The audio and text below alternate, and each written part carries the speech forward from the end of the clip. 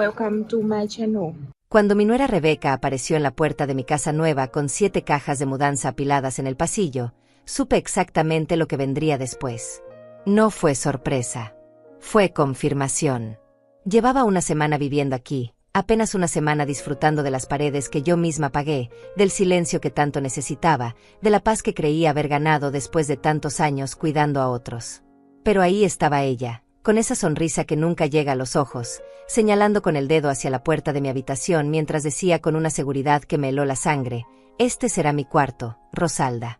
Ya lo decidimos con Elías. Ni siquiera preguntó. Ni siquiera fingió consultar. Solo anunció. Como quien dice que lloverá mañana o que el sol saldrá por la mañana. Una certeza absoluta, envuelta en descaro.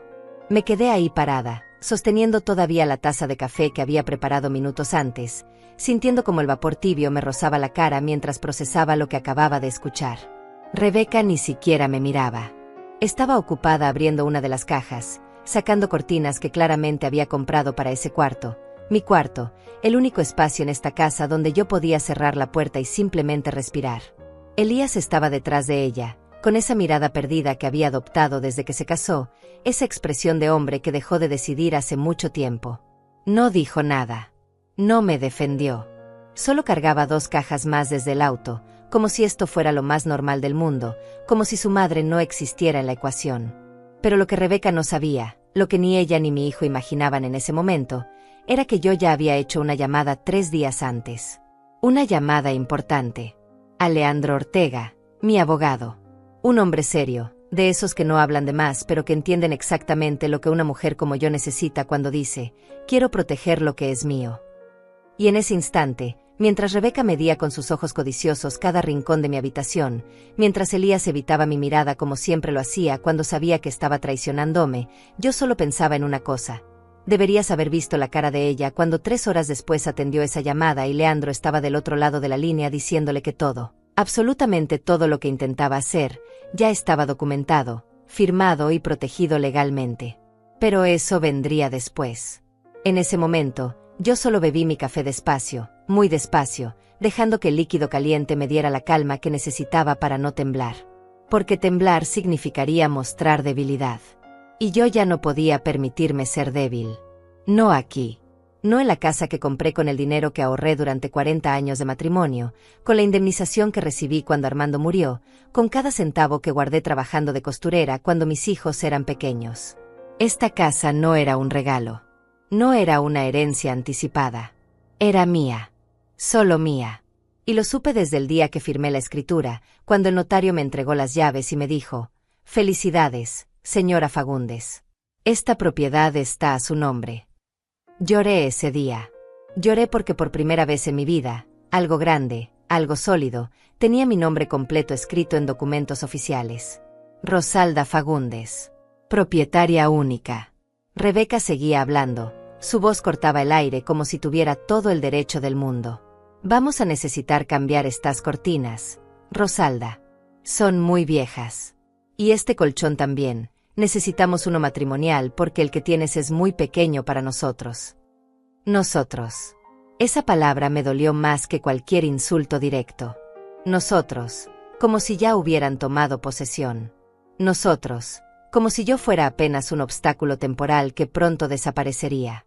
Me acerqué a la ventana de la sala, fingiendo mirar hacia la calle, pero en realidad lo que estaba haciendo era controlar la respiración. 4 tiempos de inhalación. 4 tiempos de exhalación. Una técnica que Otilia me había enseñado en nuestro grupo de caminata. Otilia, mi amiga de tantos años, la única persona que entendía realmente lo que estaba viviendo porque ella también había pasado por algo similar con su hija y su yerno. Recordé la conversación que tuvimos 2 semanas atrás, cuando le conté por WhatsApp que Elías había mencionado que Rebeca quería pasar más tiempo conmigo. Otilia me escribió en mayúsculas: «Rosalda, esa mujer no quiere pasar tiempo contigo. Quiere tu casa. Protégete». Y yo le respondí con un emoji de pulgar arriba, pensando que exageraba. Pero Otilia conocía a las Rebecas del mundo. Había vivido con una versión de ella durante 5 años hasta que tuvo que sacarla legalmente de su departamento. «No esperes a que te quiten lo que es tuyo», me dijo cuando nos vimos para tomar café en el centro comercial. Actúa antes. Siempre actúa antes. Y eso fue exactamente lo que hice. Mientras Rebeca seguía desempacando sus cosas en mi sala como si ya fuera la dueña, yo recordaba cada paso que había dado en secreto. La visita al banco donde cambié todas mis contraseñas y puse alertas en mis cuentas. La reunión con Leandro donde le expliqué la situación completa, sin dramatizar, solo con hechos. La actualización de mi testamento donde especifiqué que esta casa no podría ser reclamada por nadie mientras yo viviera, y que después de mi muerte sería vendida y el dinero repartido equitativamente entre mis 3 hijos, no solo Elías. La instalación discreta de cámaras de seguridad que parecían simples detectores de humo, pero que grababan audio y video. Todo estaba preparado. Todo estaba protegido. Yo estaba protegida. Elías finalmente habló, y su voz sonó cansada, derrotada. Mamá, es solo temporal. Solo hasta que encontremos un lugar más grande. Rebeca está embarazada otra vez, y el apartamento se nos quedó chico. Embarazada. Claro. Siempre había una razón. Siempre había una emergencia. Siempre había algo que justificaba invadir mi espacio, mi tiempo, mi vida. Cuando nació el primero, vivieron conmigo 6 meses temporalmente. Cuando nació el segundo, necesitaron que yo cuidara a los niños todos los días durante 1 año porque la guardería era muy cara. Y ahora, con el tercero en camino, querían mi habitación, mi casa, mi existencia completa. Pero algo había cambiado en mí. Algo se había roto cuando Armando murió hace 2 años y me dejó completamente sola para enfrentar a una familia que solo me buscaba cuando necesitaba algo. Armando, con todos sus defectos, al menos ponía límites. Al menos decía no cuando era necesario. Pero yo nunca aprendí a decir esa palabra. Siempre fui la que cedía, la que entendía, la que sacrificaba. La buena madre. La buena suegra. La buena abuela. Hasta que un día, parada frente al espejo del baño después del funeral de mi esposo, me vi realmente. Vi a una mujer de 68 años que había pasado toda su vida siendo útil para otros y que no tenía absolutamente nada que fuera solo suyo. Ni siquiera un momento de paz. Esa noche tomé una decisión. Vendí la casa vieja, esa donde crié a mis hijos, donde Armando murió en la cama que compartimos durante décadas. La vendí rápido, a un precio justo, y con ese dinero más los ahorros compré esta casa nueva. Más pequeña, pero mía. En un barrio tranquilo donde nadie me conocía, donde podía empezar de nuevo sin el peso de ser la señora que perdió a su esposo o la mamá de Elías. Aquí era solo Rosalda. Y me gustaba ser solo Rosalda. Rebeca cerró una caja vacía con fuerza. El sonido me sacó de mis pensamientos. Bueno, Rosalda, supongo que tendrás que dormir en el cuarto de invitados mientras estemos aquí. Es más pequeño, pero para una persona sola está bien.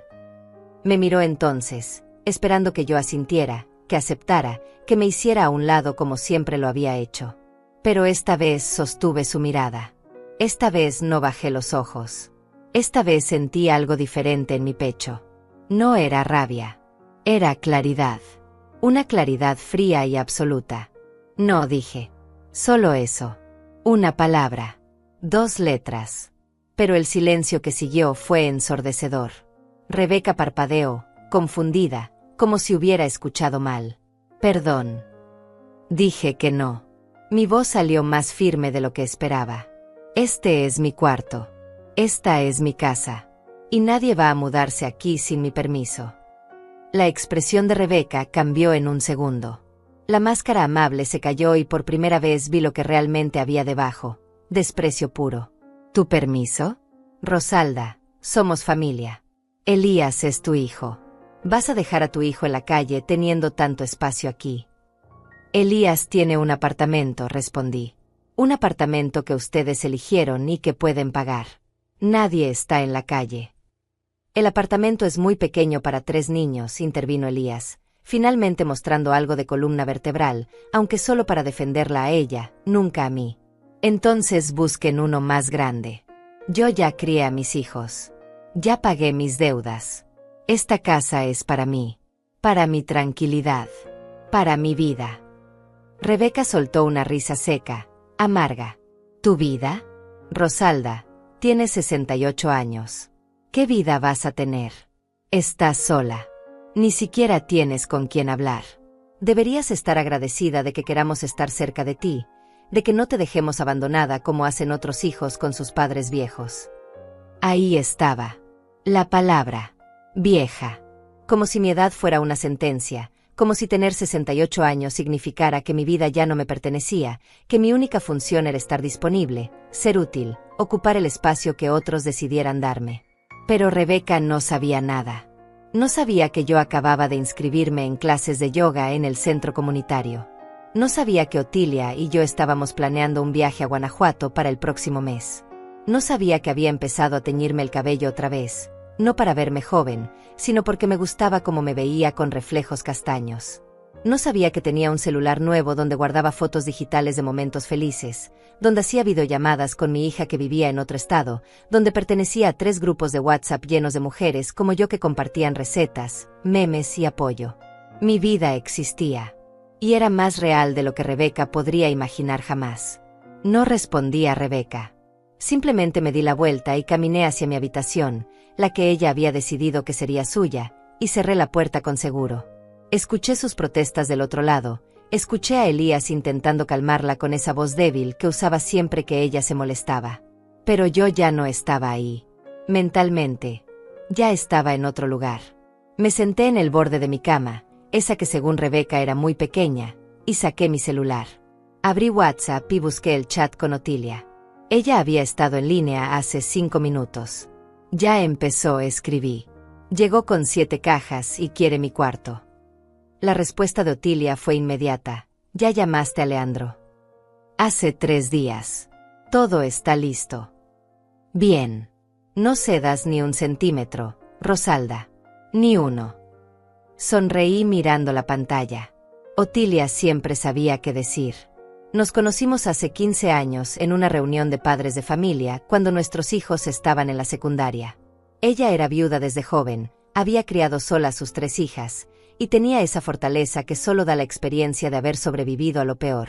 Cuando Armando murió, fue Otilia quien me sacó de la cama después de 2 semanas de no querer ver a nadie. Apareció en mi puerta con un bolso deportivo y me dijo: «Te vas a bañar, te vas a vestir, y vamos a caminar. No es una sugerencia». Y desde ese día, cada martes y jueves a las 6 de la mañana, caminábamos juntas por el Parque Central durante 1 hora. Al principio yo apenas podía hablar, solo ponía un pie delante del otro mientras Otilia llenaba el silencio con historias de su vida, de sus hijas, de las cosas ridículas que veía en Facebook. Pero poco a poco empecé a hablar también. Y poco a poco volví a sentirme persona. Guardé el celular cuando escuché que los pasos de Rebeca y Elías se alejaban. Seguramente fueron a la sala a planear su siguiente movimiento. Me levanté y abrí el cajón de mi buró donde guardaba algunas cosas importantes. Ahí estaba el sobremanila que Leandro me había entregado hacía 3 días.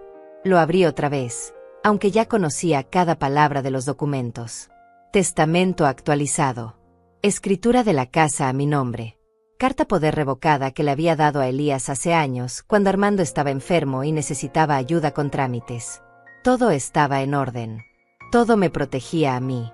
También había impreso los estados de cuenta del banco, donde se veía claramente que el dinero de la venta de la casa anterior y la compra de esta había salido completamente de mis cuentas personales. Ni un centavo de Elías. Ni un centavo de nadie más. Volví a guardar los documentos y me miré en el espejo del tocador.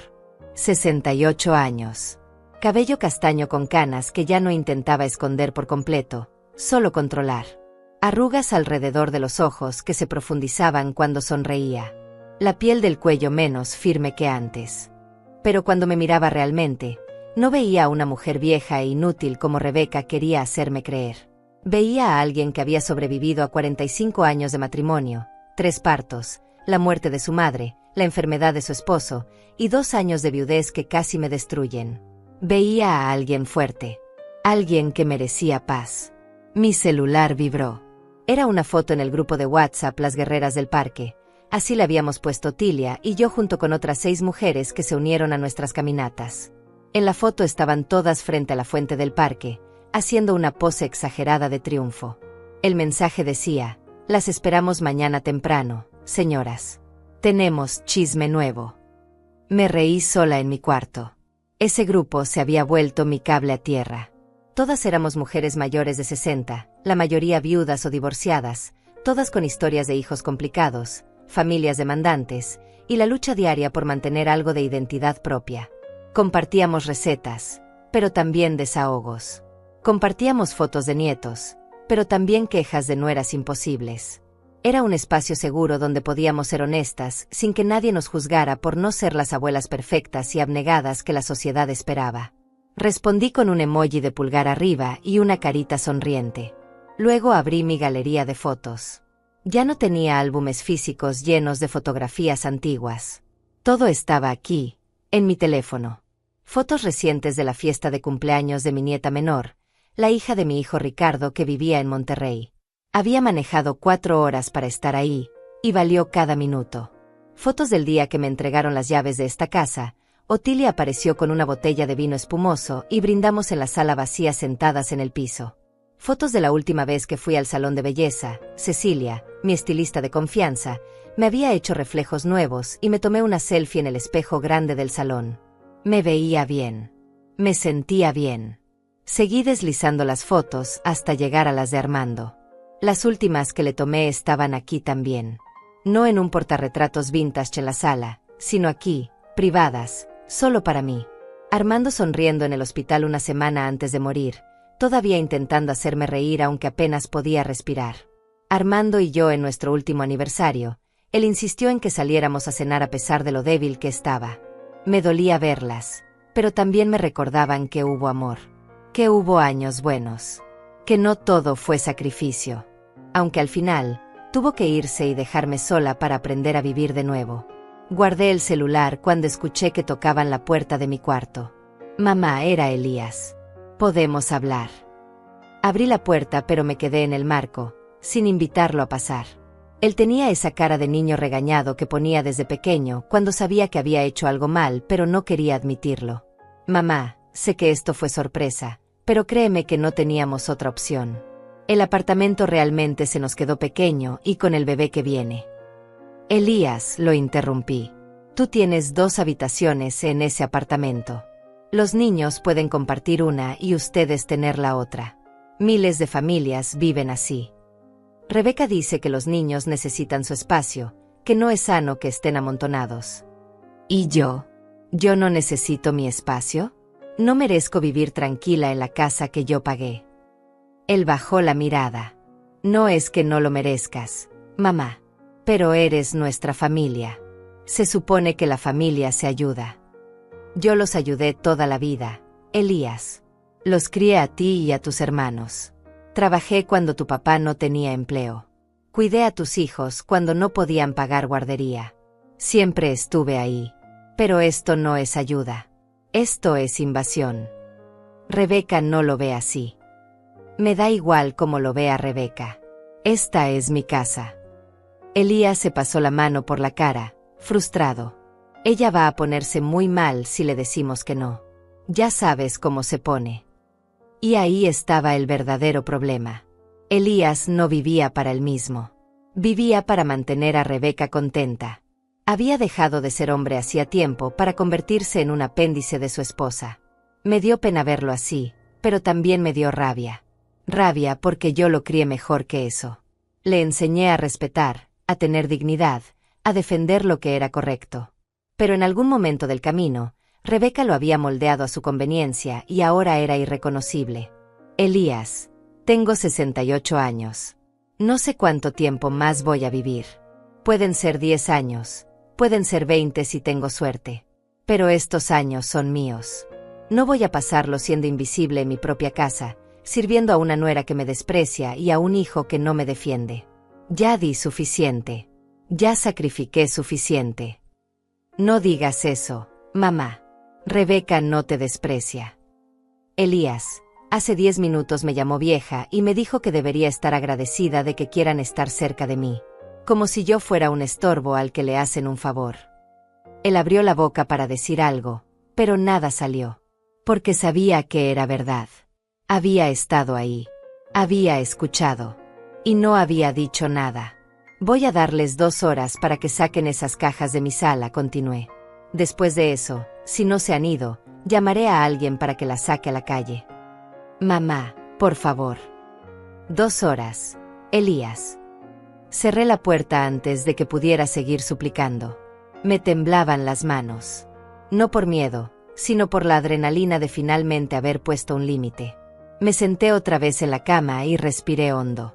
Afuera escuché voces elevadas. Rebeca gritando. Elías intentando calmarla. Pasos furiosos. Una puerta que se azotaba. Pero yo me quedé quieta y firme. Sabía que esto no terminaría hoy.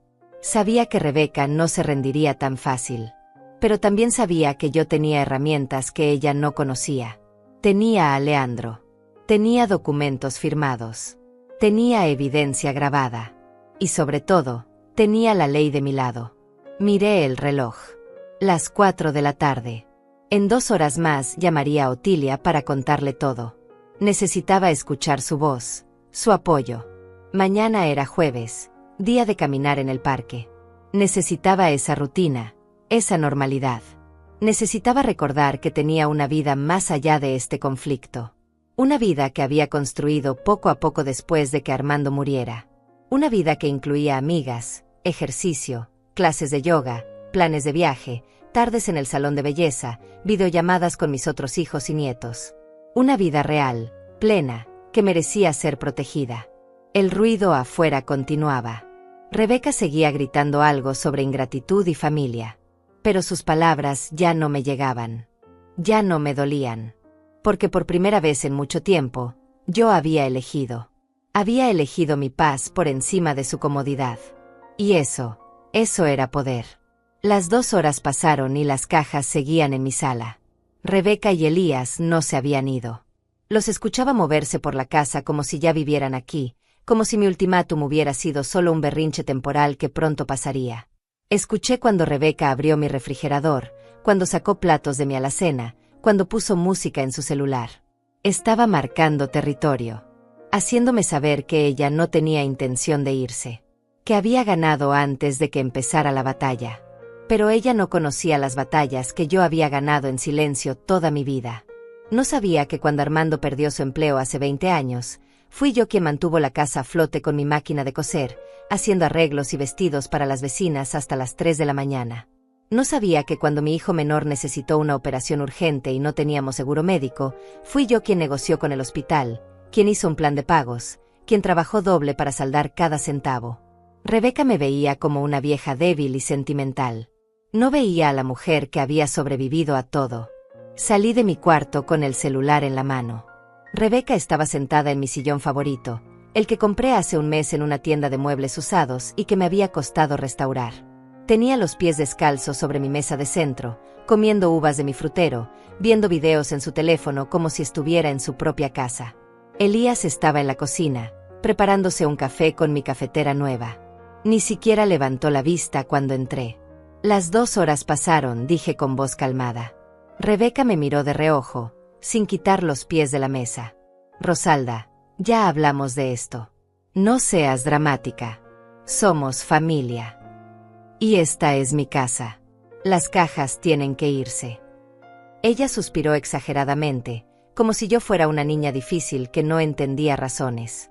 Mira, entiendo que estés sensible. Es normal a tu edad. Las hormonas, la soledad, todo eso te hace estar irritable. Pero tienes que entender que esto es lo mejor para todos. Tú no puedes vivir sola en una casa tan grande. ¿Qué pasa si te caes? ¿Si te enfermas? Necesitas a alguien cerca. Me quedé mirándola, procesando la manipulación perfecta de sus palabras. Así es como funcionaba. Convertía mi rechazo en un síntoma de mi debilidad. Mi necesidad de espacio personal en un problema de salud mental. Mi edad en una discapacidad. Era brillante en su crueldad. Yo decido si necesito a alguien cerca o no, respondí. Y ahora mismo necesito que ustedes se vayan. Elías finalmente apareció con su café, intentando mediar con esa voz suave que usaba cuando quería evitar conflictos. Mamá, ¿por qué no lo intentamos solo por una semana? Si ves que no funciona, nos vamos. Te lo prometo. No. Solo una semana. Para que Rebeca pueda descansar. El embarazo la tiene muy cansada y el apartamento está en un 4º piso sin elevador. Aquí estaría más cómoda. Ahí estaba otra vez. Siempre había una razón. Siempre había algo que convertía su comodidad en mi responsabilidad. El embarazo. Los niños. El apartamento. Todo menos la verdad simple. Querían mi casa porque era más bonita, más nueva, más grande que lo que ellos podían pagar. Elías, si en una semana te digo que se vayan y no lo hacen, voy a tener que sacarlos legalmente. ¿Entiendes lo que eso significa? Eso crea un precedente legal de desalojo. Eso queda en registros. No voy a arriesgarme a eso. Rebeca se levantó del sillón, finalmente mostrando algo de la rabia que había estado conteniendo. ¿Desalojo? ¿Hablas de desalojar a tu propio hijo? ¿Qué clase de madre eres? Una que aprendió a poner límites. Límites, repitió ella con desprecio. Esto no son límites, Rosalda. Esto es egoísmo puro. Tienes 3 habitaciones en esta casa. 3. Y vives sola. Mientras tu hijo, tu propia sangre, está apretado en un apartamento pequeño con 2 niños y otro en camino. Elías eligió ese apartamento. Nadie lo obligó. Lo eligió porque es lo que podíamos pagar. Porque a diferencia de otros que tienen padres que los apoyan de verdad, nosotros tenemos que arreglárnoslas solos. La acusación flotó en el aire como veneno. Yo no los apoyaba de verdad. Yo, que había cuidado a sus hijos gratis durante años. Yo, que les había prestado dinero más veces de las que podía contar. Yo, que había cocinado para ellos cada domingo durante todo su matrimonio. Pero nada de eso contaba ahora. Porque no les estaba dando esta casa. Yo los apoyé toda la vida, dije, sintiendo como la rabia empezaba a romper mi calma. Pero apoyo no significa entregarles todo lo que tengo. Apoyo no significa desaparecer para que ustedes puedan tomar mi lugar. Nadie está pidiendo que desaparezcas, intervino Elías. Solo que compartas. Como familia. No es compartir cuando tú decides por mí. Compartir es cuando ambas partes están de acuerdo. Esto es imposición. Rebeca dio un paso hacia mí, sus ojos brillaban de furia apenas contenida. ¿Sabes qué es lo que pasa, Rosalda? Que estás amargada. Estás sola y amargada porque tu esposo murió y no tienes a nadie. Y en lugar de agradecer que tu familia quiere estar cerca de ti, los alejas. Vas a terminar completamente sola. Vas a morirte sola en esta casa vacía y nadie va a estar ahí para ti. El silencio que siguió fue denso. Pesado. Elías miraba al piso, incapaz de defender a su madre de la crueldad de su esposa. Y yo me quedé ahí, sintiendo cada palabra como un golpe directo al pecho. Porque Rebeca sabía exactamente dónde atacar.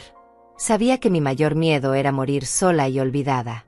Sabía que las noches eran largas y frías en esta casa nueva, donde todavía no me acostumbraba a dormir sin escuchar la respiración de Armando a mi lado. Sabía todo eso y lo usaba como arma. Pero lo que ella no sabía era que yo también había aprendido a pelear.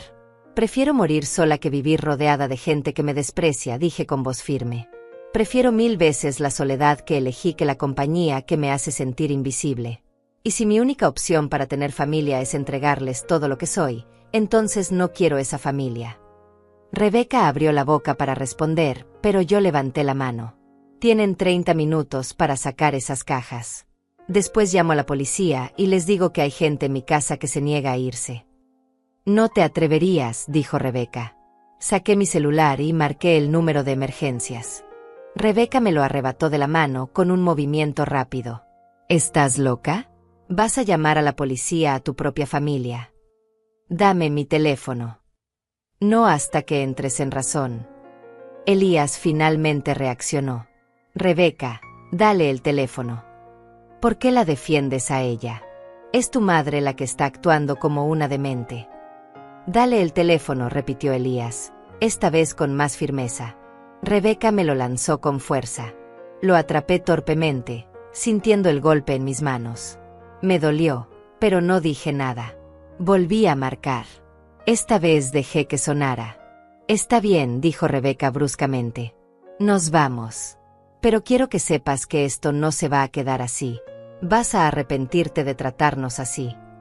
30 minutos, repetí, sin desviar la mirada.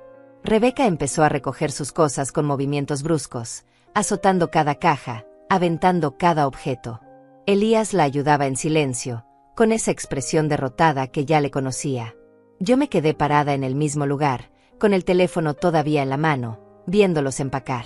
Viendo cómo sacaban las cortinas que habían colgado, los platos que habían puesto en mi alacena, la ropa que habían metido en el closet de mi habitación. Todo salió. Todo.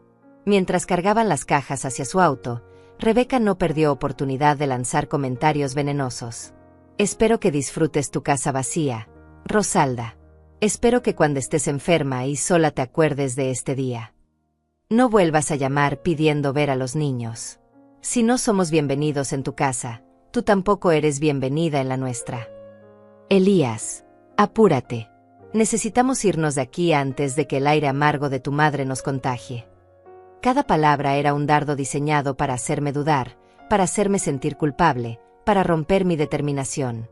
Pero yo seguía ahí, parada, firme. Porque sabía algo que Rebeca no sabía. Sabía que en 2 días tenía cita con Leandro para firmar documentos adicionales. Sabía que había cámaras escondidas grabando cada segundo de esta interacción.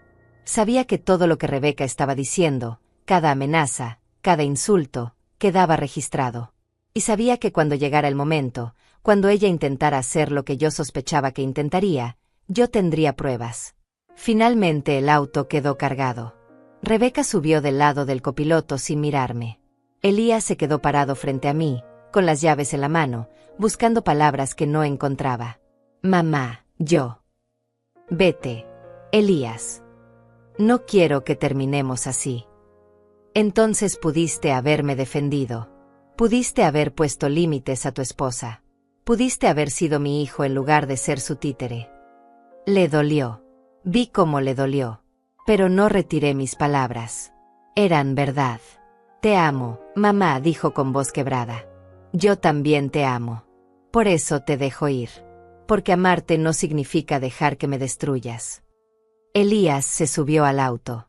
El motor arrancó. Y yo me quedé parada en la entrada de mi casa, viendo cómo se alejaban. Viendo cómo las luces traseras desaparecían en la esquina. Y cuando ya no los vi más, cerré la puerta, puse el seguro, y me desmoroné contra la madera. Lloré. Lloré porque dolía. Porque elegir mi paz no hacía que dejara de doler. Pasaron 3 días de silencio absoluto. 3 días en los que mi teléfono no sonó ni una sola vez con llamadas de Elías o Rebeca. Al principio fue un alivio. Pude respirar en mi propia casa sin sentir que alguien estaba evaluando cada movimiento, cada decisión. Pude sentarme en mi sillón favorito sin encontrar los pies de otra persona ocupándolo. Pude cocinar solo para mí, porciones pequeñas, las cosas que me gustaban sin tener que pensar en los gustos de nadie más. Pero en las noches, cuando la casa se quedaba completamente en silencio, sentía un peso en el pecho. No era arrepentimiento. Era la soledad contra la que Rebeca me había advertido, esa que usó como arma, ahora manifestándose real y tangible. Otilia me llamó cada uno de esos 3 días. ¿Cómo estás, guerrera?, preguntaba siempre con ese tono que mezclaba preocupación y orgullo. Le conté todo. Cada detalle. Cada palabra venenosa de Rebeca, cada momento de debilidad de Elías, cada segundo en que estuve a punto de ceder. Hiciste lo correcto, me decía siempre. Lo difícil y lo correcto casi siempre son lo mismo. Esas palabras me sostenían cuando las dudas llegaban en medio de la noche. El jueves en la mañana, como siempre, fui al parque a caminar. Las guerreras del parque me recibieron con abrazos y preguntas.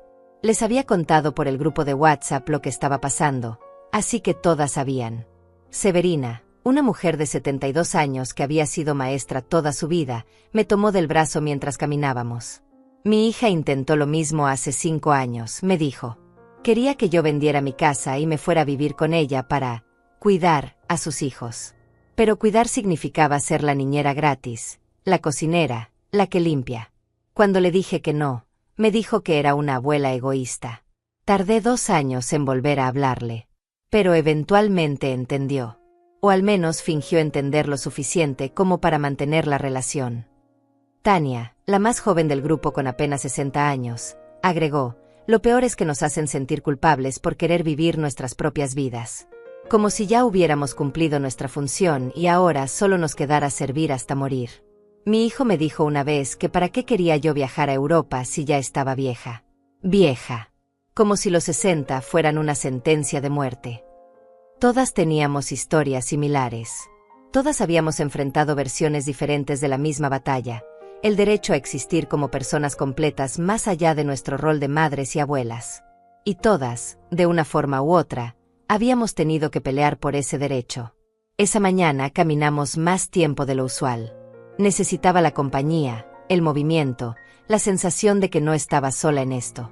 Cuando regresé a casa, había un auto estacionado frente a mi entrada. No era el de Elías. Era más nuevo, más elegante. Del asiento del conductor bajó una mujer que no conocía. Bien vestida, maquillaje perfecto, cabello recogido en un chongo impecable.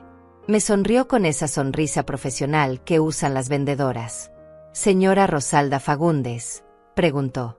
«¿Quién pregunta?» «Mi nombre es Cecilia Díaz. Soy agente de bienes raíces». Su nuera, Rebeca Tierra, me contactó para hablar sobre la posible venta de esta propiedad. Sentí que el suelo se movía debajo de mis pies. «Perdón». «Sí, ella mencionó que usted está considerando vender y mudarse a un lugar más pequeño, más manejable para una persona sola. Vine a hacer una evaluación preliminar, si me lo permite». La manipulación era tan perfecta que casi me dejó sin palabras. Rebeca ya estaba moviendo piezas. Ya estaba creando una narrativa en la que yo quería vender.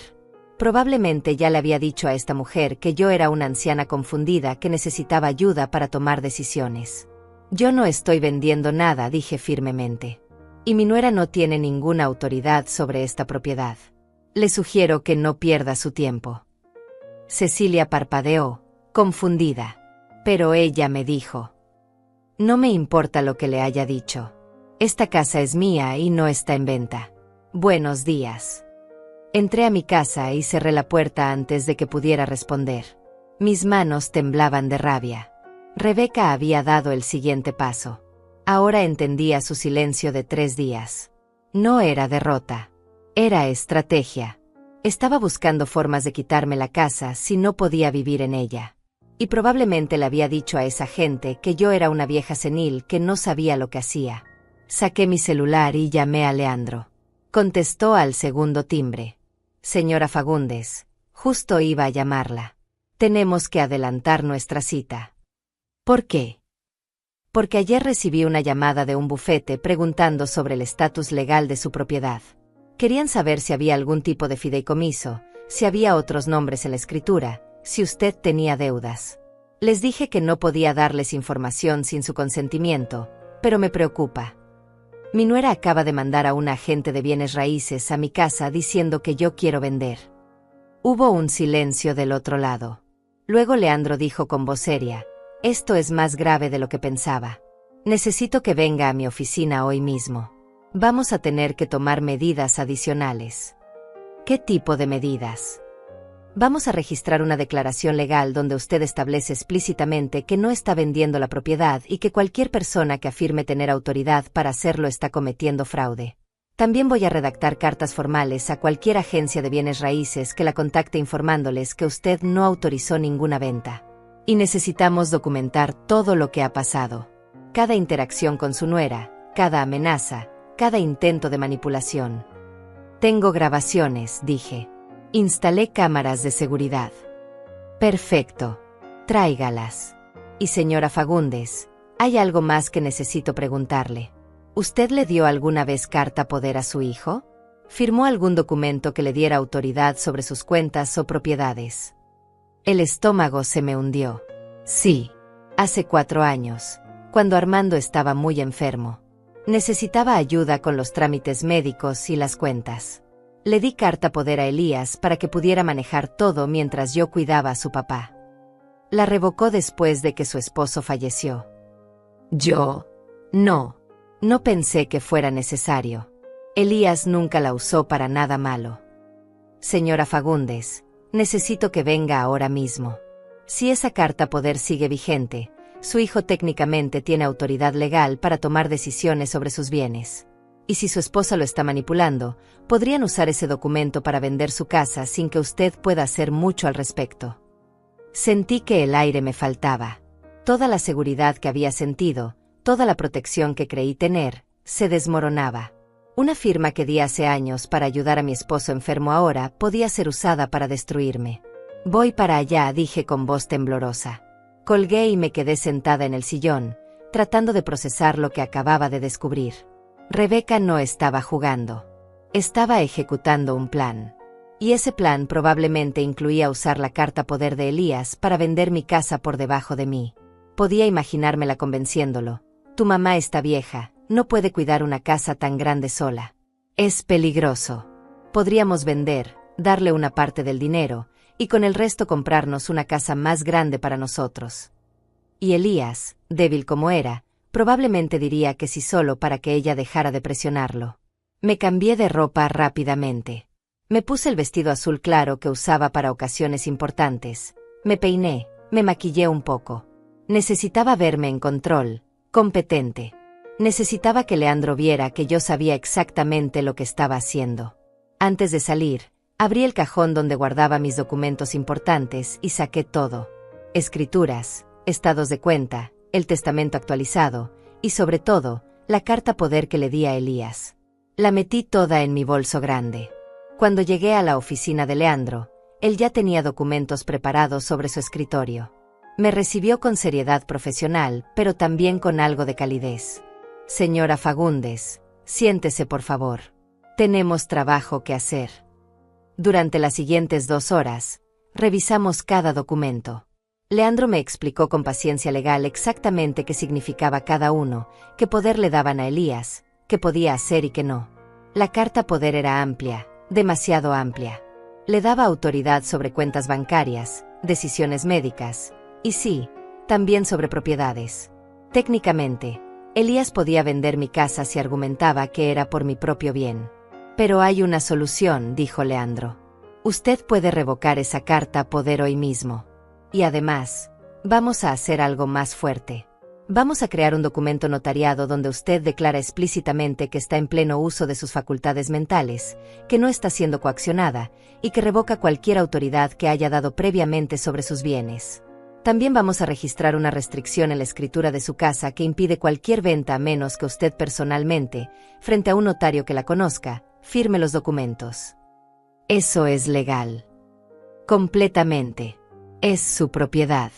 Usted decide qué restricciones poner. Firmé todo lo que Leandro puso frente a mí. Cada documento, cada declaración. Y cuando terminamos, él me entregó copias de todo. Guarde estas copias en un lugar seguro.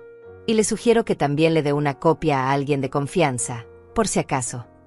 ¿Por si acaso qué? Leandro me miró con seriedad. Por si acaso su nuera intenta algo más drástico. He visto casos donde familiares intentan declarar incompetencia mental para tomar control de los bienes. No digo que vaya a pasar, pero es mejor estar preparada. Salí de esa oficina con mi bolso lleno de documentos y el corazón pesado. Rebeca no iba a detenerse.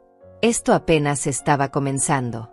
Esa misma tarde, mientras guardaba los documentos en mi caja fuerte personal, una que había comprado específicamente para mantener todo protegido, mi teléfono sonó. Era un número desconocido. Dudé antes de contestar, pero algo me dijo que debía hacerlo. Señora Fagundes. Era una voz de mujer, joven, profesional. Sí, ¿quién habla? Mi nombre es Patricia Moreno, llamo del Departamento de Servicios Sociales para Adultos Mayores. Recibimos una llamada de preocupación sobre su bienestar. Un familiar reportó que usted podría estar viviendo en condiciones de riesgo y que posiblemente necesite asistencia. El aire se me escapó de los pulmones. Rebeca había dado el siguiente paso. Exactamente lo que Leandro había advertido apenas unas horas antes. Estaba intentando crear un expediente oficial que me hiciera parecer incompetente. ¿Qué familiar?, pregunté, aunque ya sabía la respuesta. No puedo revelar esa información, señora. Pero necesitamos hacer una visita de bienestar a su domicilio para asegurarnos de que está bien. ¿Estaría disponible mañana en la mañana? Estoy perfectamente bien. Vivo sola por elección, no por necesidad. Mi casa está en perfectas condiciones. Entiendo, señora, pero es protocolo. Cuando recibimos un reporte, tenemos que investigar. Es por su propia seguridad. Quería gritarle que esto era manipulación, que era parte de un plan para quitarme mi casa. Pero sabía que eso solo me haría sonar como la anciana paranoica que Rebeca quería que creyeran que era. Está bien, dije finalmente. Pueden venir mañana a las 10 de la mañana. Perfecto. Le enviaré un mensaje de confirmación con mi nombre completo y credenciales para que pueda verificar que somos legítimos. Cuando colgué, mis manos temblaban tanto que casi dejó caer el teléfono. Llamé inmediatamente a Leandro. Ya empezó, le dije. Llamaron de servicios sociales. Alguien reportó que estoy en riesgo. Mañana a las 9 de la mañana estaré en su casa, respondió Leandro sin dudarlo. Voy a estar presente durante esa visita. Tengo derecho como su abogado. Y voy a llevar todos los documentos que firmamos hoy. Si intentan sugerir que usted no está competente, van a tener que enfrentarse a evidencia legal reciente que dice lo contrario. Esa noche no pude dormir. Me quedé sentada en la sala, mirando cada rincón de mi casa, asegurándome de que todo estuviera impecable. Limpié lo que ya estaba limpio. Organicé lo que ya estaba organizado. Saqué mis frascos de medicinas y los puse en orden sobre la mesa de la cocina para mostrar que estaba al tanto de mi salud. Preparé café fresco para la mañana. Incluso horneé galletas, pensando que si la casa olía a hogar, a cuidado, sería más difícil argumentar que yo estaba descuidada. A las 6 de la mañana le mandé un mensaje a Otilia contándole todo. Su respuesta fue inmediata. Voy para allá. No vas a enfrentar esto sola.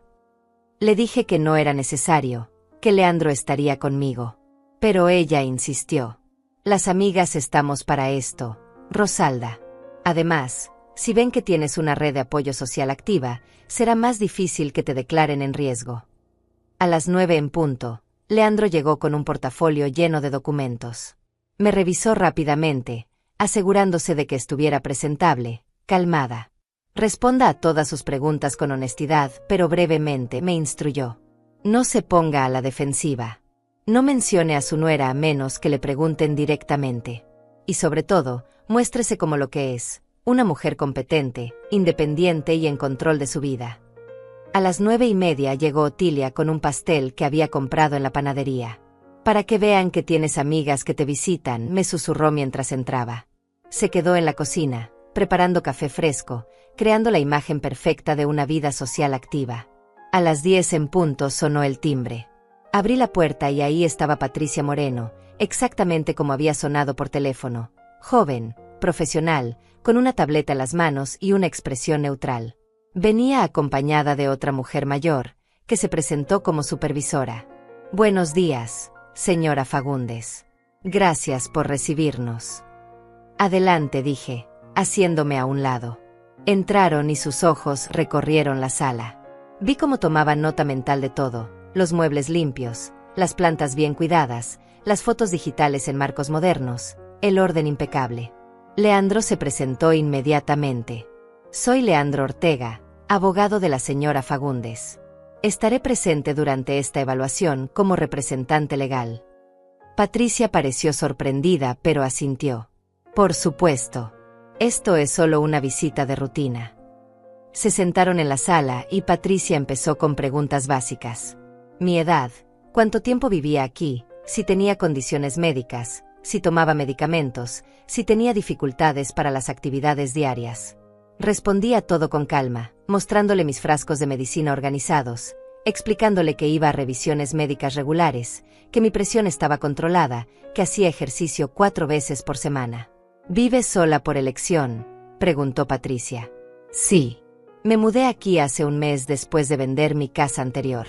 Quería un nuevo comienzo después de quedar viuda. ¿Tiene familia cerca? Tengo 3 hijos. Uno vive en Monterrey, otro en Guadalajara, y otro aquí en la ciudad. También tengo 6 nietos. Los ve regularmente. A los que viven lejos, por videollamada.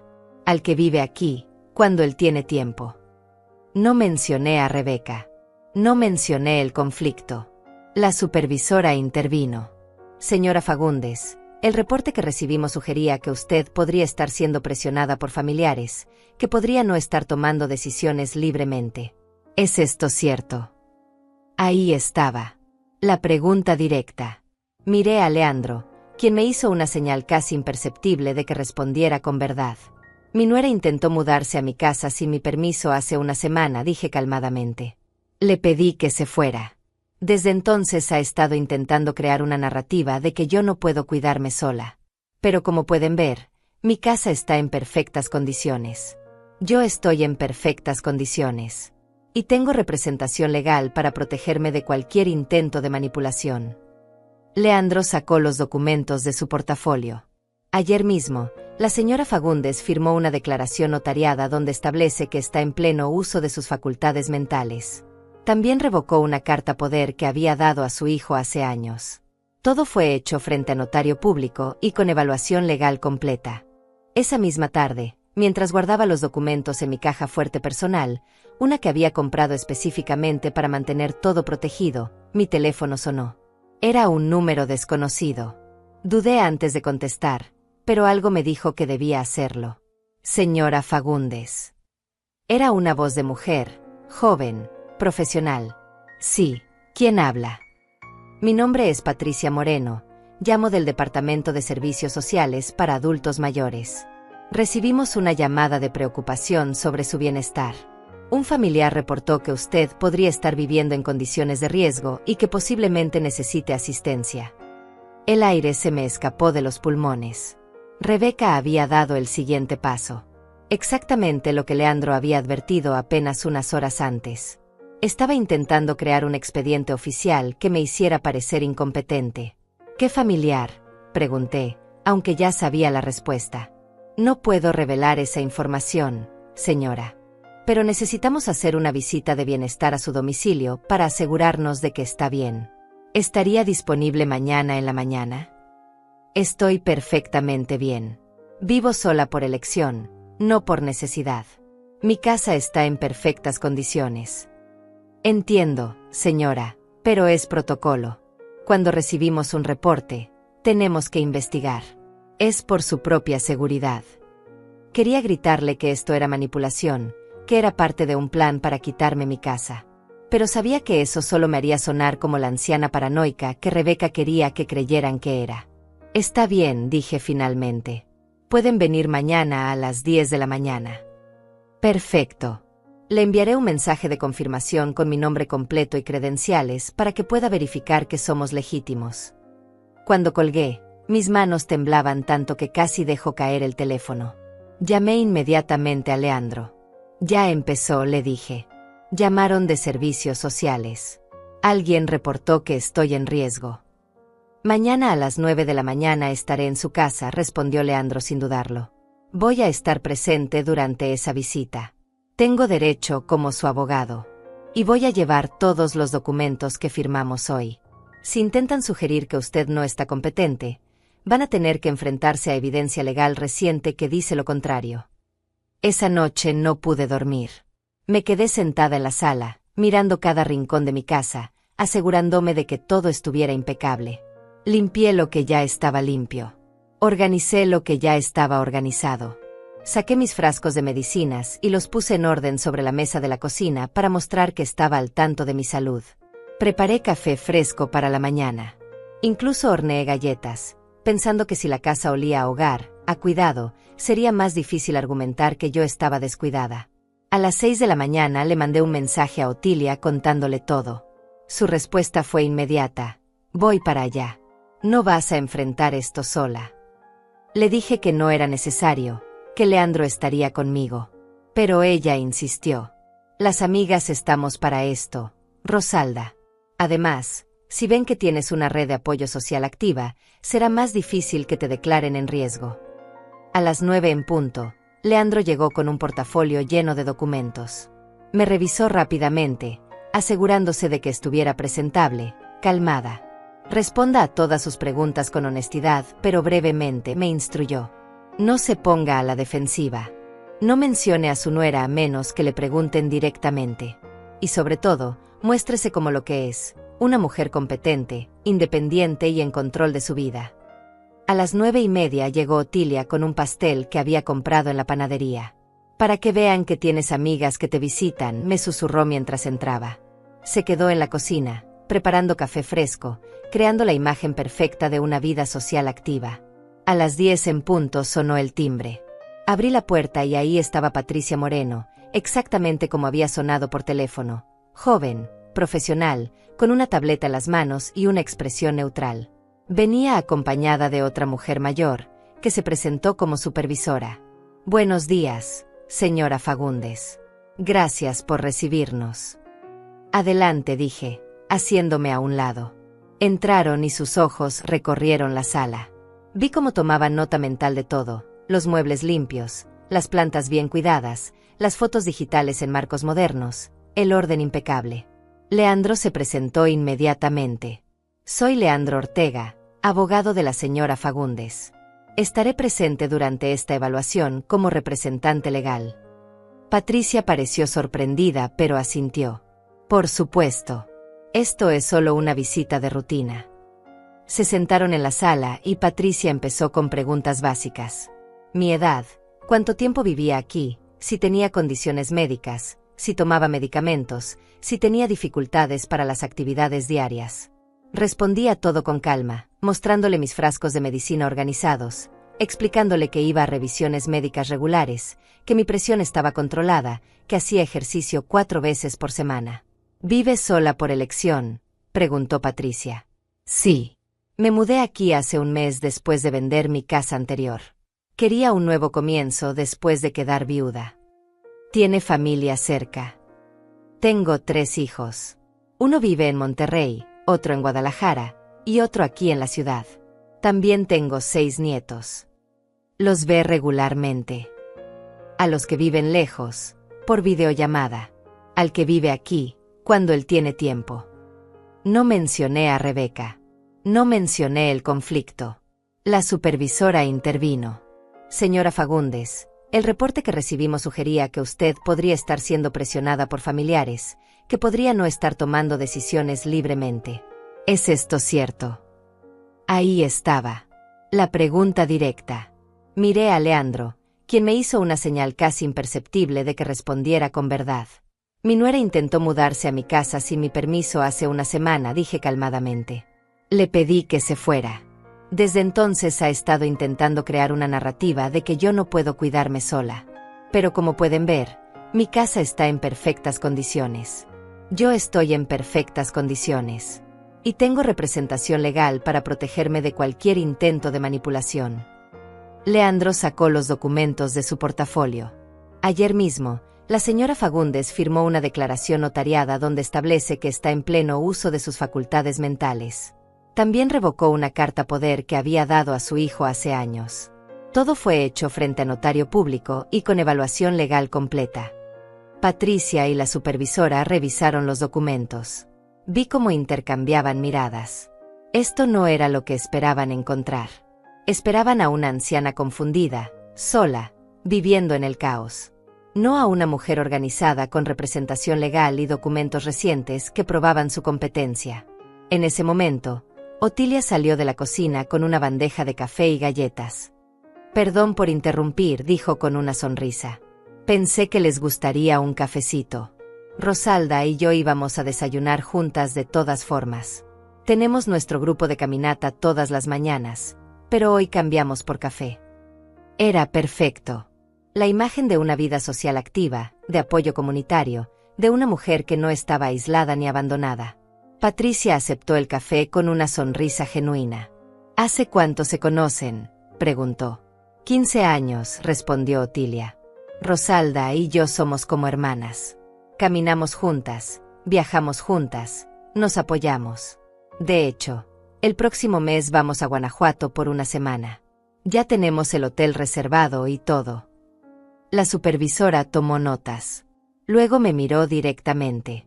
Señora Fagundes, ¿se siente segura en su casa? ¿Alguien la ha amenazado o intentado obligarla a hacer algo que no quiere?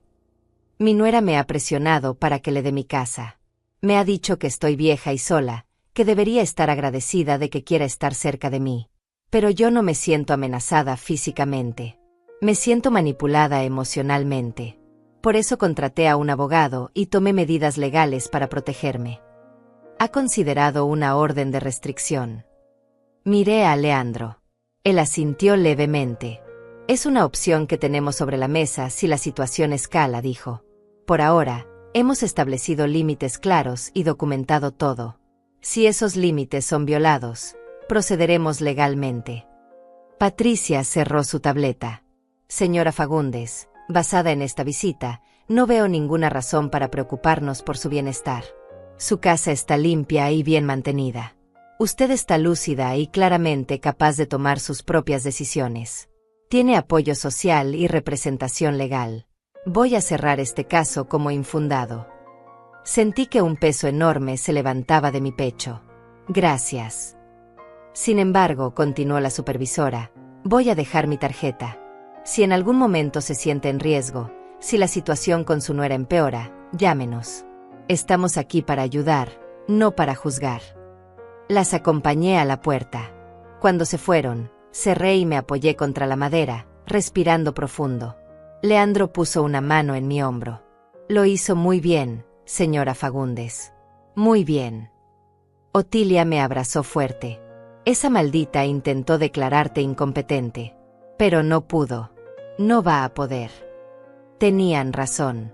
Rebeca había jugado su carta más fuerte y había fallado. Pero yo sabía que esto no había terminado. Una mujer como ella no se rendía fácilmente. Durante los siguientes 5 días, Rebeca cambió de táctica. Ya no era agresión directa. Era algo peor, silencio estratégico mezclado con manipulación familiar. Empezó con mensajes en el chat familiar, ese grupo de WhatsApp donde estaban mis 3 hijos, sus parejas, y yo. Mensajes sutiles, cargados de veneno disfrazado de preocupación. Chicos, estoy muy preocupada por mamá Rosalda. Elías y yo intentamos visitarla la semana pasada y nos corrió de la casa. Creo que la soledad la está afectando más de lo que pensamos. No es normal que una persona de su edad quiera estar tan aislada. Deberíamos organizarnos para que alguien la visite más seguido. No puede seguir así. Hablé con una trabajadora social y me dijo que es común que los adultos mayores desarrollen comportamientos paranoides cuando están solos mucho tiempo. Quizás mamá necesite ayuda profesional. Leí cada mensaje con una mezcla de rabia y tristeza. Rebeca estaba pintándome como una anciana enferma, paranoica, que necesitaba intervención. Y lo peor era que mis otros hijos, Ricardo y Juliana, que vivían lejos y no conocían toda la historia, estaban empezando a creer. Vi cómo aparecían los cheques azules, vi cómo ninguno respondía defendiéndome. Solo silencio. Finalmente, Ricardo escribió: «Mamá, ¿estás bien? Rebeca nos cuenta cosas preocupantes. ¿Por qué no me dijiste que estabas teniendo problemas?» Antes de que pudiera responder, Rebeca agregó: «Ricardo, tu mamá seguramente te dirá que todo está bien. Pero cuando alguien está perdiendo la capacidad de juicio, no puede ver su propia condición. Deberíamos hablar los 4 hijos solos, sin que ella se entere, para decidir qué hacer». Ahí estaba. Quería una reunión familiar a mis espaldas. Quería que mis propios hijos conspiraran sobre mi futuro sin incluirme. Mis dedos temblaban sobre el teclado del teléfono. Escribí y borré varias respuestas antes de finalmente mandar una sola línea. «Ricardo, Juliana, necesito hablar con ustedes. Por videollamada. Los 3 solos. Hoy sí es posible». Ricardo respondió inmediatamente: «A las 8 de la noche te parece bien, mamá». Perfecto. Pasé el resto del día preparándome mentalmente para esa conversación. Llamé a Leandro y le pregunté si podía estar presente, fuera de cámara, solo por si acaso. Él aceptó sin dudarlo. Es importante que sus otros hijos escuchen su versión directamente de usted, sin filtros de Rebeca. A las 8 en punto, mi teléfono sonó. Era una videollamada grupal. Ahí estaban mis 2 hijos, Ricardo con su esposa Clara al fondo, y Juliana sola en lo que parecía su oficina. Ver sus caras me llenó de una nostalgia profunda. Hacía meses que no los veía, ni siquiera por pantalla. «Hola, mamá», dijo Ricardo. Se veía cansado. «¿Cómo estás?» «Necesito contarles algo y necesito que me escuchen hasta el final sin interrumpir», dije directamente. Y entonces les conté todo. Desde el principio. Les conté cómo Rebeca llegó con 7 cajas exigiendo mi habitación. Cómo me llamó vieja e inútil. Cómo intentó manipularlos a través del chat familiar. Cómo mandó a una agente de bienes raíces a evaluar mi casa sin mi permiso. Cómo llamó a servicios sociales intentando declararme incompetente. Les conté sobre los documentos legales que había firmado, sobre Leandro, sobre las cámaras de seguridad que habían grabado todo. Juliana fue la primera en hablar. Tenía lágrimas en los ojos. Mamá, ¿por qué no nos dijiste nada de esto antes? ¿Por qué dejaste que llegara tan lejos? Porque pensé que podía manejarlo sola. Y porque no quería meterlos en problemas con su hermano. Pero Rebeca está usando el chat familiar para crear una narrativa falsa sobre mí. Y necesito que ustedes sepan la verdad. Ricardo se pasó la mano por la cara. Mamá, Rebeca nos dijo que tú los corriste de tu casa sin razón. Que te pusiste agresiva y que estabas confundida. Por eso nos preocupamos. Y ustedes le creyeron sin siquiera preguntarme a mí primero. Hubo un silencio incómodo. Ricardo bajó la mirada. Lo siento, mamá. Debimos hablar contigo antes. Elías es nuestro hermano, dijo Juliana. Confiamos en él. Pensamos que si Rebeca decía algo, era porque Elías también lo pensaba. Elías hace mucho dejó de pensar por sí mismo.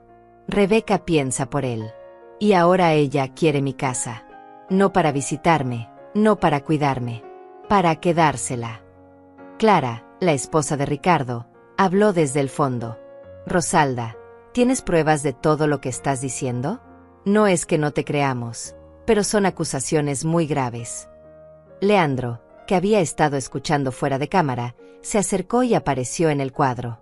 Buenas noches. Soy Leandro Ortega, abogado de la señora Fagundes. Y sí, tenemos pruebas. Grabaciones de audio y video de las amenazas de Rebeca. Documentos que muestran los intentos de vender la propiedad sin autorización. Reportes de servicios sociales que confirman que la señora Fagundes está completamente competente. Todo está documentado y respaldado legalmente. La presencia de Leandro cambió la dinámica completa de la conversación. Ya no era solo mi palabra contra la de Rebeca. Era evidencia legal contra manipulación emocional. Ricardo se veía genuinamente impactado. Mamá, yo no sabía. De verdad no sabía que Rebeca estaba haciendo todo esto. ¿Y Elías? Pregunté. Elías sabe. Elías está atrapado, dijo Juliana con tristeza. Todos lo sabemos. Desde que se casó con ella, dejó de ser el mismo. Pero nunca pensamos que llegara a esto. Llegó. Y ahora necesito que ustedes estén de mi lado. Necesito que si Rebeca vuelve a escribir en el chat familiar diciendo que estoy mal, ustedes me defiendan. Necesito que no tomen decisiones sobre mi vida sin hablar conmigo primero. Por supuesto, mamá, dijo Ricardo. Te lo prometo. Y voy a hablar con Elías. Esto no puede seguir así. No, intervine rápidamente. No hables con Elías todavía. Si le dices algo, Rebeca lo va a saber y va a cambiar su estrategia. Necesito que esto se maneje con cuidado. Leandro asintió. Exactamente. Por ahora, lo mejor es que ustedes simplemente estén informados y alertas. Si Rebeca intenta involucrarlos en algún plan, contacten a su madre inmediatamente. No firmen nada, no den autorizaciones, no compartan información sobre la salud o finanzas de su madre con nadie. Juliana se limpió las lágrimas. Mamá, siento mucho no haber estado ahí para ti. Siento mucho haber creído sin preguntar. Está bien, hija. Rebeca es muy convincente. Por eso es peligrosa. Hablamos una hora más. Les mostré mi casa por la cámara, les enseñé lo ordenada y bien cuidada que estaba. Les conté sobre mi grupo de caminata, sobre mi vida social, sobre los planes de viaje con Otilia. Necesitaba que vieran que no era la anciana solitaria y confundida que Rebeca describía. Era una mujer de 68 años viviendo plenamente, con autonomía y dignidad. Cuando colgamos, me sentí más liviana. Mis hijos sabían la verdad. Tenía aliados. No estaba completamente sola en esta batalla. Pero 2 días después, Rebeca jugó su siguiente carta. Y esta vez fue directamente al corazón. Apareció en mi puerta un domingo por la tarde con mis 2 nietos, los hijos de Elías. Mateo de 7 años y Sofía de 5. Los niños que yo había cuidado durante años, los que conocían mi casa anterior de memoria, los que me llamaban abuelita con esas voces agudas que me derretían el corazón. Abrí la puerta y ahí estaban. Mateo me abrazó inmediatamente. Abuelita, te extrañamos. ¿Por qué ya no nos visitas? Miré a Rebeca por encima de las cabezas de los niños. Ella tenía esa sonrisa fría, calculadora. Sabía exactamente lo que estaba haciendo. Estaba usando a mis nietos como escudo, como arma emocional. Hola, Rosalda, dijo con voz dulce, completamente diferente a la que usaba cuando estábamos solas. Los niños querían verte. Extrañan a su abuela. Pensé que sería bueno traerlos. Sofía me jaló la mano. Abuelita, ¿podemos entrar? Queremos ver tu casa nueva. ¿Qué podía hacer? ¿Cerrarles la puerta en la cara a mis propios nietos? ¿Decirles que no podían entrar por culpa de su madre? Rebeca sabía que yo nunca haría eso. Me conocía demasiado bien. Claro que sí, mis amores. Pasen. Los niños entraron corriendo, explorando cada rincón con esa energía que solo tienen los niños pequeños. Rebeca entró detrás de ellos, mirando todo con esos ojos que evaluaban, que calculaban. Se sentó en mi sillón sin esperar invitación. Bonita casa, dijo. Aunque sigue siendo muy grande para una sola persona. No respondí. Me concentré en los niños. Les mostré el pequeño jardín trasero que había empezado a arreglar. Les di galletas que había horneado esa mañana. Jugué con ellos, disfruté su risa. Y todo el tiempo, Rebeca observaba desde el sillón, su presencia como una sombra oscura sobre un momento que debería haber sido puro. Después de media hora, Rebeca miró su reloj. Bueno, niños, es hora de irnos. Despídanse de la abuelita. Mateo me abrazó fuerte. ¿Cuándo vamos a venir otra vez? Antes de que pudiera responder, Rebeca dijo, eso depende de tu abuelita, mi amor. Ella tiene que decidir si quiere que vengamos o no. La manipulación era perfecta.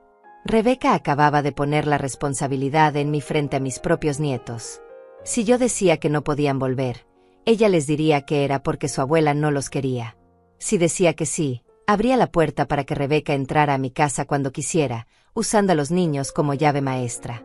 Me sentí atrapada, paralizada entre el amor por mis nietos y la necesidad de protegerme de su madre. Los niños siempre son bienvenidos, dije cuidadosamente. Pero me gustaría que las visitas se coordinaran antes. Con un mensaje, con una llamada. Rebeca sonrió, pero no era una sonrisa amable. Claro, Rosalda. Aunque es triste que necesites avisarle a una abuela cuando sus nietos van a visitarla. Normalmente las abuelas están felices de recibir a su familia en cualquier momento. Pero bueno, entiendo que ahora tienes otras prioridades. Ahí estaba otra vez. La culpa. El veneno disfrazado de comprensión. Los niños no entendían el subtexto, pero yo sí. Rebeca estaba creando una narrativa donde yo era la abuela fría que necesitaba cita previa para ver a sus nietos. Cuando se fueron, cerré la puerta y me quedé recargada contra ella, sintiendo como las lágrimas luchaban por salir. No podía llorar. Si lloraba, Rebeca ganaba. Si me dejaba destruir emocionalmente, ella habría logrado su objetivo. Respiré profundo, conté hasta 10, y llamé a Leandro. Acaba de usar a mis nietos, le dije con voz temblorosa. Apareció sin avisar con ellos. Y ahora si no la dejo entrar cuando quiera, voy a ser la mala abuela que rechaza a sus nietos. Leandro suspiró del otro lado. Es una táctica común en casos de manipulación familiar. Usan a los niños como escudo emocional. Pero señora Fagundes, usted hizo bien en establecer el límite. Las visitas coordinadas son perfectamente razonables. De hecho, vamos a documentar esto también. Si ella continúa apareciendo sin avisar, podríamos argumentar acoso. No quiero llegar a eso. Son mis nietos, Leandro. Los amo. Lo sé. Pero amar a sus nietos no significa permitir que su madre la abuse. Hay formas de mantener una relación con ellos sin exponerse a Rebeca. Podemos explorar opciones legales para visitas supervisadas si es necesario. Pasé esa noche en vela, pensando en todo. Pensando en cómo había llegado a este punto donde tenía que considerar acciones legales contra la madre de mis nietos solo para poder vivir en paz. Pensando en Elías, que seguía en silencio, que seguía permitiendo que su esposa destruyera la relación entre su madre y sus hijos. Pensando en todos los años que di, todos los sacrificios que hice, y cómo ahora todo eso se usaba en mi contra. A las 6 de la mañana, rendida de no poder dormir, me vestí y salí a caminar sola. Era martes, día de caminata con las guerreras, pero todavía faltaba media hora para la hora acordada. Necesitaba moverme, necesitaba que el aire fresco me limpiara la mente. Caminé rápido, casi corriendo, dejando que el ejercicio físico quemara la ansiedad que me carcomía por dentro. Cuando llegué al punto de encuentro, Otilia ya estaba ahí. Me conocía tan bien que solo con verme la cara supo que algo malo había pasado. ¿Qué hizo ahora?, preguntó directamente. Le conté sobre la visita de los niños, sobre la manipulación, sobre cómo Rebeca había convertido un momento hermoso en otra arma contra mí. Otilia escuchó en silencio, su rostro endureciéndose con cada palabra. Esa mujer es víbora pura, dijo finalmente. Pero Rosalda, tienes que entender algo. Ella está desesperada. Todo lo que ha intentado ha fallado. La carta poder ya no sirve. Los servicios sociales la rechazaron. Tus otros hijos ya saben la verdad. Está perdiendo control y por eso está escalando. Está buscando tu punto débil, y encontró que son los niños. ¿Y qué hago? No puedo alejarme de mis nietos. No tienes que alejarte de ellos. Pero sí tienes que ser más lista que ella. Cada vez que traiga a los niños, grábalo. Documenta todo lo que dice. Construye un caso que muestre el patrón de manipulación. Y cuando sea necesario, ese caso te va a proteger. Las otras mujeres del grupo fueron llegando y Otilia les contó brevemente la situación. Todas tenían historias similares. Severina había perdido contacto con su nieta durante 2 años porque su hija usó a la niña como castigo cada vez que Severina ponía límites. Tania había tenido que buscar ayuda de un terapeuta familiar para mediar la relación con su hijo y su nuera. Ninguna de estas batallas era nueva. Todas habíamos estado ahí o conocíamos a alguien que sí. Lo importante, dijo Severina mientras caminábamos, es que no cedas por culpa. La culpa es su arma favorita porque saben que las madres y abuelas somos vulnerables a ella. Pero tú no estás haciendo nada malo. Estás protegiendo tu espacio, tu salud mental, tu dignidad. Eso no te hace mala abuela. Te hace una mujer que se respeta a sí misma. Sus palabras me dieron fuerza. Regresé a casa sintiendo que podía enfrentar lo que viniera. Y lo que vino fue peor de lo que imaginaba. Esa tarde recibí un mensaje de Elías. Era la primera vez que me contactaba directamente desde el día que se llevó las cajas de mi sala. El mensaje decía: «Mamá, necesitamos hablar. Es sobre papá. Encontré algo en sus cosas que creo que debes saber. ¿Puedo ir a tu casa mañana?» Mi corazón se aceleró. ¿Algo sobre Armando? ¿Qué podría ser? Armando había muerto hace 2 años. ¿Qué podría haber encontrado Elías ahora que fuera tan urgente? Sospeché inmediatamente que era otra táctica, pero la mención de su padre me desarmó. No podía ignorarlo. ¿De qué se trata?, respondí. Prefiero decírtelo en persona. Es delicado. Dime ahora, Elías. Si es importante, puedes decírmelo por mensaje. Pasaron 10 minutos sin respuesta. Luego, encontré papeles que sugieren que papá tenía deudas que nunca nos contó. Deudas grandes. Y creo que podrían afectar la herencia. Necesito que veas los documentos. Sentí que el piso se movía. Armando no tenía deudas. Yo manejé todas las finanzas después de su muerte. Liquidé todo. Los seguros, las cuentas, todo estaba en orden. ¿De qué deudas hablaba Elías? Llamé a Leandro inmediatamente. Le leí el mensaje. Su respuesta fue inmediata y firme: no lo reciba en su casa. Pida que le mande fotos de esos supuestos documentos. Si se niega, entonces sabrá que es mentira. Si los manda, los revisaré antes de que usted haga cualquier cosa. Le escribí a Elías: mándame fotos de esos documentos por WhatsApp. Los revisaré con mi abogado. La respuesta de Elías tardó media hora. Mamá, son muchos papeles. Mejor los vemos juntos. Rebeca también quiere estar presente porque esto podría afectar a toda la familia. Ahí estaba. Rebeca quería estar presente. Esto no era sobre documentos de Armando. Era otra excusa para entrar a mi casa, para presionarme, para crear una nueva situación de conflicto. No voy a recibir a Rebeca en mi casa, respondí. Si tienes documentos importantes, mándalos por foto o déjalos con Leandro. Él está autorizado para revisar todo lo relacionado con la herencia de tu padre. Mamá, estás siendo paranoica. Somos tu familia. Y esta es mi casa.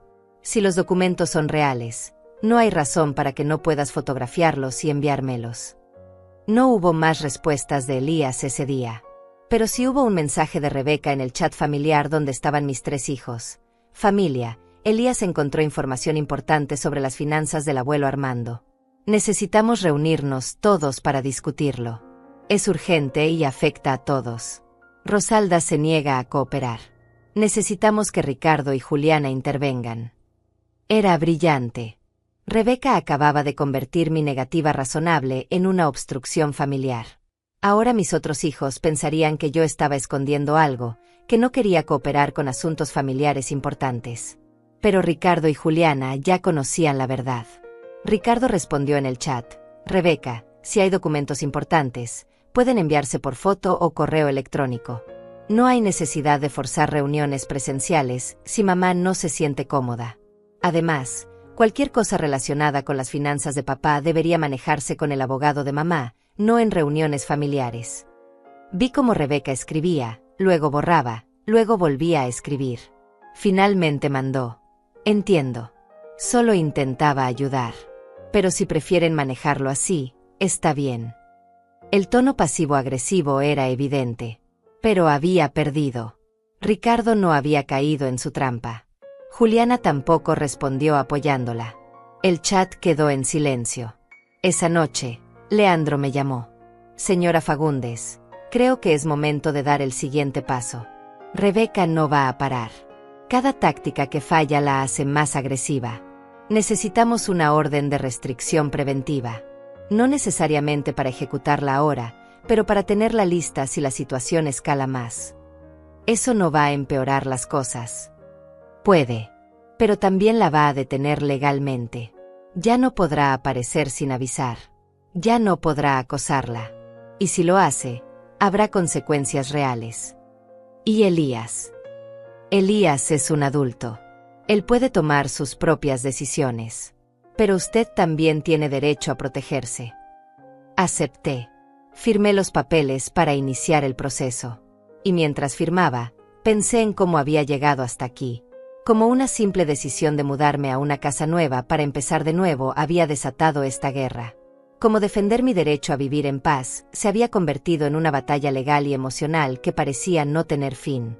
La orden de restricción temporal se procesó en 3 días. Leandro me entregó los documentos en su oficina, explicándome que por ahora era solo preventiva, pero que si Rebeca violaba los términos, se convertiría en permanente con consecuencias penales. Los términos eran claros. No podía presentarse en mi domicilio sin previo acuerdo, no podía contactarme directamente por ningún medio, y no podía hacer declaraciones públicas falsas sobre mi estado mental o físico. ¿Y cómo se lo notifican?, pregunté. Un oficial va a su casa y le entrega los documentos personalmente. Ella tiene que firmar de recibido. Generalmente eso sucede mañana o pasado mañana. Va a ponerse furiosa. Probablemente. Por eso quiero que usted extreme precauciones. No abra la puerta si ella aparece. No responda llamadas de números desconocidos. Y mantenga su celular siempre cargado y cerca por si necesita llamar a emergencias. Salí de esa oficina con una mezcla de alivio y terror. Estaba protegida legalmente, pero sabía que esto era declarar una guerra abierta. Ya no había vuelta atrás. Esa noche no pude dormir. Me quedé sentada en la sala, mirando las sombras que las luces de la calle proyectaban en mis paredes. Pensé en llamar a Otilia, pero ya eran las 2 de la mañana y no quería preocuparla. En lugar de eso, abrí mi galería de fotos y busqué las imágenes de mis nietos. Mateo y Sofía en mi casa anterior, cubiertos de harina porque habíamos horneado galletas juntos. Los dos abrazándome en mi cumpleaños del año pasado. Sofía dormida en mi regazo después de que le leí su cuento favorito por quinta vez. ¿Cuándo los volvería a ver así? ¿Cuándo podría tener un momento simple y puro con ellos, sin que Rebeca lo envenenara con sus manipulaciones? Las lágrimas finalmente salieron. Lloré en silencio, en la oscuridad de mi sala, por todo lo que había perdido en nombre de defender mi dignidad. Al día siguiente, a las 3 de la tarde, mi teléfono explotó. Primero fue un mensaje de Elías. Mamá, ¿qué hiciste? ¿Una orden de restricción contra Rebeca? Contra la madre de tus nietos. Luego el chat familiar empezó a llenarse. Rebeca había tomado una foto de los documentos de la orden y los había compartido ahí. Miren lo que Rosalda hizo. Una orden de restricción contra mí. Contra su propia familia. Esto es lo que les dije. No está bien. Necesita ayuda profesional urgente. Mi teléfono no paraba de vibrar. Mensajes. Llamadas. Apagué las notificaciones y llamé a Leandro. Ya la notificaron, dijo. Y como esperábamos, está usando esto para victimizarse. Pero señora Fagundes, esto también juega a nuestro favor. Ella acaba de hacer público un documento legal, lo cual muestra que no respeta procesos confidenciales. Eso puede usarse en su contra si esto llega a corte. Ricardo me llamó una hora después. Mamá, acabo de ver el chat. ¿Qué está pasando? Le expliqué todo. La escalada de situaciones, las visitas no anunciadas, el uso de los nietos como arma emocional, las mentiras sobre documentos de Armando que nunca existieron. Ricardo escuchó sin interrumpir. Entiendo por qué lo hiciste, mamá. ¿Pero una orden de restricción? Eso es muy fuerte. ¿Y qué más podía hacer, Ricardo? ¿Esperar a que apareciera en mi casa cada vez que quisiera presionarme? ¿Dejar que siguiera usando a tus sobrinos para manipularme? Ya intenté poner límites con palabras. No funcionó. Lo sé, mamá. Lo sé. Es solo que esto va a dividir a la familia. La familia ya estaba dividida. Solo que ahora es oficial. Hubo un silencio largo. Luego Ricardo dijo algo que me partió el corazón. Te apoyo, mamá. Aunque me duela, te apoyo. Pero Elías está destruido. Dice que lo traicionaste. Yo no traicioné a nadie. Me protegí. Hay una diferencia. Esa noche, Elías apareció en mi puerta. Estaba solo. Lo vi a través de la mirilla, se veía demacrado, cansado, como si no hubiera dormido en días. Tocó el timbre insistentemente. Mamá, sé que estás ahí. Por favor, ábreme. Solo quiero hablar. No abrí. En lugar de eso, hablé a través de la puerta. Elías, no puedo abrirte. Si Rebeca se entera que te dejé entrar, va a usarlo en mi contra. Rebeca no está aquí. Vine solo. Por favor, mamá. Soy tu hijo. Mi mano fue al picaporte, pero me detuve. Recordé las palabras de Leandro. No abra la puerta bajo ninguna circunstancia. Recordé cada vez que había cedido antes y cómo eso solo había empeorado las cosas. Si quieres hablar, podemos hacerlo aquí, a través de la puerta. ¿En serio, mamá? ¿No confías ni en tu propio hijo? Ya no sé en quién confiar. Elías, tú permitiste que tu esposa me llamara vieja e inútil. Permitiste que intentara quitarme mi casa. Nunca me defendiste. Y ahora me pides confianza. Lo escuché respirar profundo del otro lado. Cuando habló, su voz sonaba quebrada. Tienes razón. Tienes toda la razón. Fui un cobarde. Sigo siendo un cobarde. Pero mamá, es mi esposa. Es la madre de mis hijos. No puedo simplemente dejarla. No te estoy pidiendo que la dejes. Te estoy pidiendo que me respetes. Que respetes mis decisiones. Que entiendas que yo también tengo derecho a vivir sin ser atacada constantemente. La orden de restricción la lastimó mucho. Está llorando desde que se la entregaron. Dice que la hiciste quedar como una criminal frente a los vecinos. Y ahí estaba. Incluso ahora, incluso después de todo, Elías seguía priorizando los sentimientos de Rebeca sobre los míos. Seguía siendo su abogado, su defensor, mientras yo era solo su madre que debía aguantar todo en silencio. Si ella está lastimada, Imagina cómo me siento yo después de semanas de abuso emocional. Después de que intentó declararme incompetente. Después de que usó a mis nietos para manipularme. Ella solo quería ayudar. No. Mi voz salió más fuerte de lo que pretendía. No, Elías. Ella no quería ayudar. Quería mi casa. Quería controlarme. Quería que yo desapareciera para que ella pudiera tomar mi lugar. Y tú lo permitiste todo. El silencio del otro lado era pesado. Luego escuché algo que me rompió. Elías estaba llorando. Mi hijo de 43 años, llorando del otro lado de mi puerta.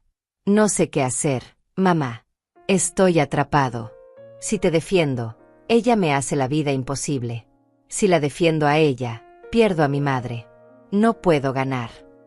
Entonces elige. Elías. Por una vez en tu vida, toma una decisión. Elige quién quieres ser. Un esposo que permite el abuso, o un hijo que defiende a su madre. Pero no puede ser ambos. Mamá, por favor. Vete. Elías. Vete y piensa en lo que realmente quieres. Y cuando lo sepas, cuando realmente lo sepas, podemos hablar. Pero no antes. Escuché sus pasos alejándose. Escuché el motor de su auto arrancando. Y me quedé ahí, del otro lado de mi puerta cerrada, llorando por el hijo que había perdido, por la relación que Rebeca había destruido, por todo lo que nunca volvería a ser como antes. Esa noche, Otilia me llamó. Vi el chat familiar. Rebeca está haciendo un espectáculo. Lo sé. ¿Estás bien? No, pero voy a estarlo. ¿Necesitas que vaya? No. Necesito estar sola esta noche. Necesito procesar todo esto. Te entiendo. Pero Rosalda, quiero que sepas algo. Estás haciendo lo correcto. Sé que duele. Sé que se siente como si estuvieras destruyendo a tu familia. Pero no eres tú quien la está destruyendo. Rebeca lo hizo hace mucho tiempo. Tú solo estás negándote a ser su víctima. Sus palabras me acompañaron durante la noche más larga de mi vida. Una noche donde tuve que elegir entre la paz de mi conciencia y el amor de mi hijo. Y elegí mi paz. Porque después de 68 años de elegir a otros primero, finalmente era mi turno. Pasaron 6 semanas desde la orden de restricción. 6 semanas de silencio absoluto de Elías y Rebeca. Al principio, ese silencio me pesaba como una losa sobre el pecho. Cada mañana me despertaba esperando que mi teléfono tuviera algún mensaje de mi hijo, alguna señal de que había reflexionado, de que finalmente entendía. Pero no llegaba nada. El chat familiar donde Rebeca había armado todo su teatro también quedó en silencio. Ricardo y Juliana me escribían por privado, preguntando cómo estaba, enviándome fotos de sus vidas, manteniéndose presentes sin meterse en el conflicto directo. Pero algo extraño empezó a suceder en esas 6 semanas. Algo que no esperaba. Empecé a respirar. Literalmente. Me di cuenta de que había estado conteniendo el aire durante meses, esperando el próximo ataque, la próxima manipulación, el próximo drama. Y ahora, sin esa presión constante, mi cuerpo empezó a relajarse. Dormía mejor. Comía con más apetito. Me reía más fácilmente cuando estaba con las guerreras del parque. Otilia lo notó primero. Te ves diferente, me dijo una mañana mientras caminábamos. Te ves más liviana. Tenía razón. Me sentía más liviana. Como si me hubiera quitado un abrigo pesado que había estado cargando sin darme cuenta.